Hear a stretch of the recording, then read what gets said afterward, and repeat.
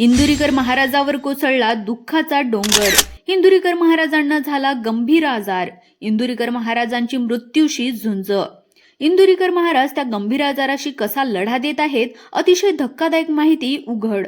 संपूर्ण महाराष्ट्र हळहळलाय जेव्हा इंदुरीकर महाराजांना झालेला गंभीर आजार समजला.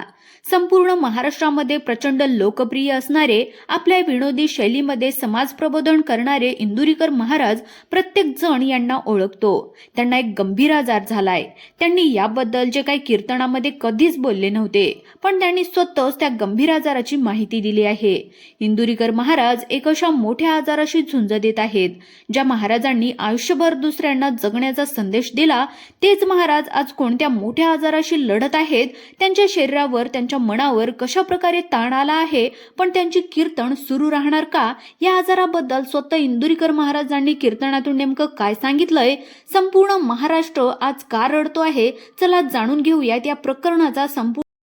समाज प्रबोधनकार, लोकप्रिय कीर्तनकार इंदुरीकर महाराज म्हणजेच निवृत्ती महाराज देशमुख यांना महाराष्ट्रामध्ये कोणीच ओळखत नाही असं नाहीच आहे. यांचं कीर्तन असलं तर लोक 20-20, 25-25 किलोमीटरवरून प्रवास करून कीर्तन ऐकण्यासाठी येतात. युट्यूबवर त्यांचे प्रचंड व्हिडिओ व्हायरल होतात. पण इंदुरीकर महाराजांच्या बाबतीमध्ये आज जी काय महत्वाची गोष्ट उघड झाली आहे, ती ऐकून प्रत्येकाच्या डोळ्यामध्ये पाणी आलंय. इंदुरीकर महाराज हे दिसताना अतिशय विनोदी दिसतात. त्यांच्या चेहऱ्यावर नेहमी हसू असतं. दुसऱ्याला हसून ते समाज प्रबोधन करतात. पण त्यांच्या आतमध्ये नेमका कोणता आजार वाढत होता, याची कोणालाच कल्पना देखील नव्हती. खरंच त्यांचा आजार कोणता झालेला आहे, ते आता मृत्यूशी झुंज देत आहे, त्याची माहिती त्यांनी दिली आहे. पण खरं या घटनेची सुरुवात झाली 6 नोव्हेंबर 2025 रोजी. अखेर लोक आता असे म्हणतायत की इंदुरीकर महाराजांना जो काही आजार झालेला आहे, तर त्याचे कारण ठरले आहे आपल्यासारखेच माणसं जे आहेत, चाहते आहेत, त्यांच्यावर प्रेम करतात, त्यांच्या टीकेमुळे हा आजार झालाय. घटना होती आणि या घटनेची सुरुवात झाली होती 6 नोव्हेंबर 2025 रोजी. इंदुरीकर महाराजांची कन्या ज्ञानेश्वरी हिचा साखरपुडा संगमनेर येथील वसंत लॉन मध्ये पार पडला. इंदुरीकर महाराज हे खरंच एक लोकप्रिय नाव होतं. पण 6 नोव्हेंबरला जेव्हा त्यांच्या मुलीचा साखरपुडा झाला, तेव्हापासून त्यांच्या आजाराला खरी सुरुवात झाली असं म्हणावं लागेल. कारण की तो साखरपुडा महाराजांनी अगदी राजेशाही थाटामाटामध्ये आयोजित केला. भव्य लॉज, खास तोफांची एंट्री, वेगवेगळ्या प्रकारचे मेन्यू, राजकीय मान्यवरांची दिलेली उपस्थिती, संपूर्ण सोहळा अत्यंत देखावा आणि भव्य होता. पण याच कारणामुळे इंदुरीकर महाराजावर सोशल मीडियावर प्रचंड टीका झाली.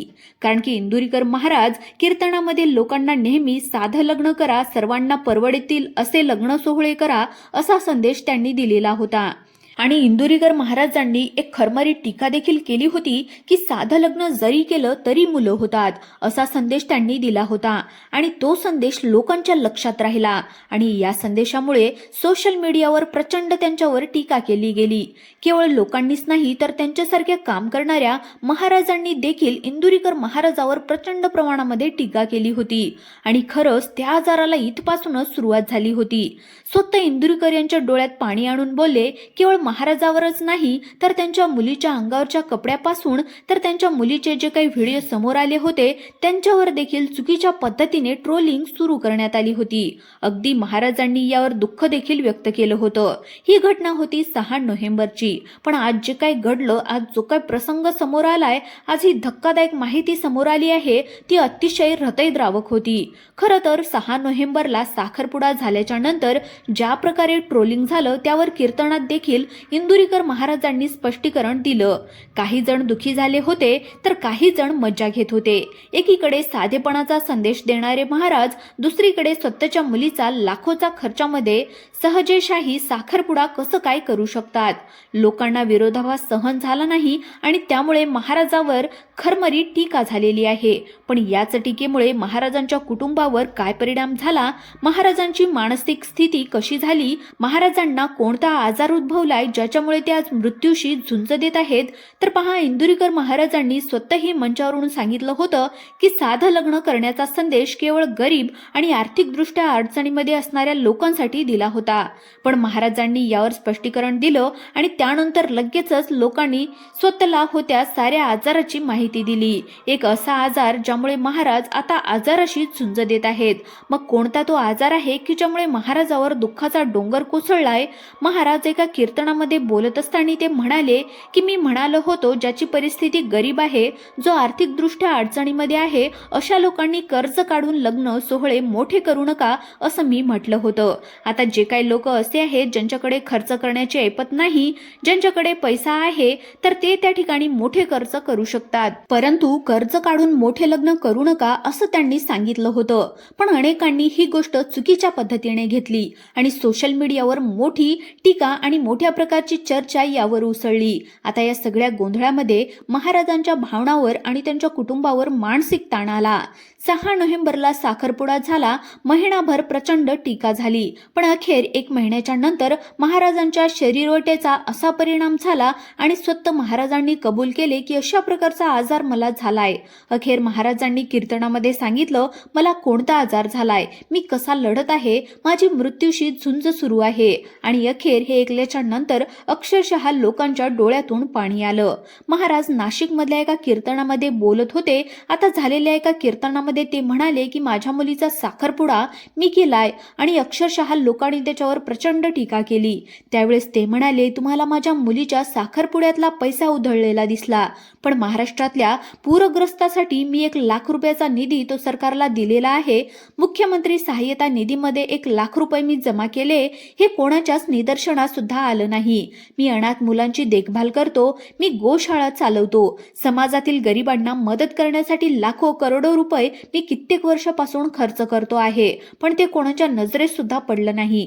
पण मी माझ्या मुलीच्या हौशेसाठी थोडे पैसे खर्च केले म्हणून ते सगळं जगभर दिसलं. ते भडकून बोलत होते, तुम्हाला माझ्या मुलीचा साखरपुडा मोठा केला वाटला तर मग एका लग्न मी याहूनही दुप्पट करणार आहे, खर्ची करणार आहे. तुम्हाला लाखोचा नाही, मी कोटीचा खर्च माझ्या मुलीच्या लग्नामध्ये करणार आहे. मुलीच्या कपड्यावरून लोकांनी टीका केल्यामुळे महाराज अधिकच दुःखी झाले. ते एका कीर्तनात भावनिक होत म्हणाले की आता मी कीर्तनाची सेवा खाली ठेवतो. महाराजांनी माझ्या शरीरामध्ये होत असलेला त्रास सांगितला, पण लोक म्हणतात की खरोखर तुम्हाला इतका हृदयाचा त्रास आहे, तुम्हाला इतका जर फुफ्फुसाचा त्रास होत असेल तर तुम्ही ते कीर्तन बंद करा. तुम्हाला पैशाचा हव्यास आहे म्हणून तुम्ही कीर्तन करता, अशा देखील टीका लोकांनी केलेल्या आहेत. पण खरंच महाराजांनी स्वतःला होत असलेला त्रास पहिल्यांदाच सांगितल्यामुळे संपूर्ण महाराष्ट्र हळहळला आहे. महाराष्ट्राने अखेर माफी मागावी. ज्या लोकांनी टीका केली त्यांनी खरंच माफी मागावी असा तो क्षण होता. महाराजांच्या या दुखण्यावर तुम्हाला नेमकं काय वाटतं? त्यांचा आजार हा खरा आहे की खोटा, याविषयी देखील प्रश्नचिन्ह लोकांनी निर्माण केलंय. या महान कीर्तनकाराच्या त्यांच्यावर आलेल्या दुःखाच्या डोंगराबाबत तुमचं मत नेमकं काय आहे नक्की कमेंटमध्ये कळवा. चॅनलला नवीन असाल तर सबस्क्राईब करा. धन्यवाद.